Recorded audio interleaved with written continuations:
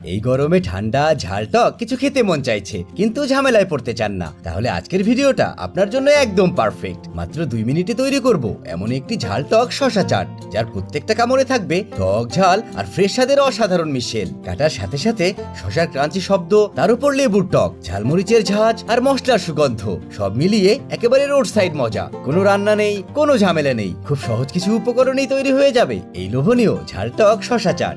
গরমের বিকেলে, অতিথি এলে অথবা হঠাৎ কিছু খেতে ইচ্ছে করলে এই রেসিপিটি হবে আপনার সেরা চয়েস। চলুন দেরি না করে দেখে নেই মাত্র 2 মিনিটে কিভাবে তৈরি করবেন এই সুস্বাদু ঝাল টক শসা চাট।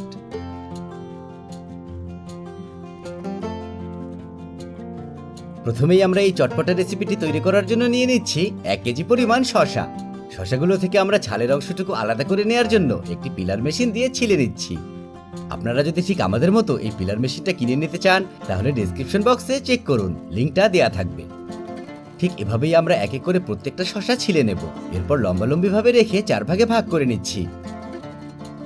এবার শসাটি ঠিক এভাবে কিউব আকারে কেটে নিচ্ছি। আপনারা চাইলে আপনাদের মতো করে কেটে নিতে পারবেন, তবে এভাবে শসা কেটে নিলে ছোট ছোট অংশে বেশি করে মশলা লেগে থাকবে, তাই খেতেও খুবই মজাদার হবে। এখানে একটা ছোট্ট ট্রিক্স জানিয়ে রাখি, আপনাদের শসাগুলোতে যদি তিতভাব আছে বলে মনে হয়, তাহলে শসাগুলো ছেঁড়ার আগে মাথার অংশটুকু কেটে নিয়ে ঠিক ভিডিওতে দেখানো নিয়ম অনুসারে এভাবে উপরের অংশটি ঘষে ঘষে তিতভাবটা বের করে নিতে পারবেন। এতে করে পুরোপুরিভাবে তিতভাবটা দূর না হলেও কিছুটা কমে আসবে এবং খেতেও ভালো লাগবে। এভাবে তিতভাবটা ছাড়িয়ে আমরা এই অংশটুকু কেটে ফেলে দেব। এবার তৈরি করে নেব একটি স্পেশাল মশলা, যার জন্য একটি প্যানে নিয়ে নিচ্ছি 6টি শুকনা মরিচ। চেষ্টা করবেন আমাদের মতো একটু কম ঝাল আছে তবে স্বাদ বেশি এমন শুকনা মরিচ বেছে নিতে, তাহলে খেতে কিন্তু আরো বেশি স্বাদের হবে। মরিচগুলো ঠিক অনেকটা সময় ধরে ভেজে নিতে হবে, যেন ঠিক এমনটা চার চলে আসে, আর এই চার থেকেই আসল স্বাদটা আসবে। যেহেতু মরিচগুলো ভেজে নেওয়া হয়েছে, তাই এবার মরিচগুলো সাইডে রেখে অ্যাড করে নিচ্ছি 1.5 টেবিল চামচ পরিমাণ জিরা এবং তার সাথে সামান্য একটু লবণ। এই লবণটুকু অ্যাড করাতে জিরার স্বাদটা পুরোপুরিভাবে বেরিয়ে আসবে এবং লবণ নিজের ভেতর সেই অসাধারণ ঘ্রাণ এবং ফ্লেভারটা ধরে নেবে, তাই মাখার স্বাদটাও দুর্দান্ত হবে। তার সাথে লবণ অ্যাড করে নিলে মশলাটি বেশি পরিমাণে বানিয়ে 6 মাসের জন্য সংরক্ষণও করতে পারবেন। শুকনা মরিচ এবং জিরাটুকু একসাথে ভেজে নেওয়া হলে এবার আমরা একটি বাটনাতে সম্পূর্ণটুকু নিয়ে নিচ্ছি এবং বাটনাটি দিয়ে খুব সুন্দরভাবে মশলাটুকু বেটে একটি চমৎকার গুঁড়া মশলা তৈরি করে নিচ্ছি।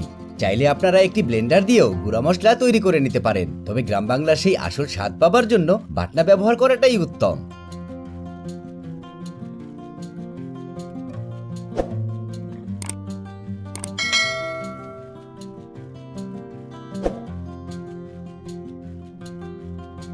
আশা করি আপনারা দেখতেই পারছেন, মশলাটি আমরা পুরোপুরিভাবে গুঁড়া না করে ঠিক এমনটা আধা ভাগা করে গুঁড়া করে নিয়েছি। এবার চলে যাই শেষ পর্বে, যেখানে আমরা তৈরি করে নেব খুবই চটপটা এবং দুর্দান্ত স্বাদের শসা চাট, যার জন্য আমরা প্রথমে একটি বড় হাঁড়িতে অ্যাড করে নিচ্ছি আমাদের কিউব আকারে কেটে নেওয়া শসাগুলো। তার সাথে অ্যাড করে নিচ্ছি আমাদের তৈরি করে নেওয়া মশলা থেকে ইচ্ছা মতো মশলা। পরিমাণ জানতে চাইলে আমরা এখানে 1 টেবিল চামচের মতো মশলা ব্যবহার করেছি। এরপর দিয়ে দিচ্ছি 1/2 টেবিল চামচ পরিমাণ চাট মশলা।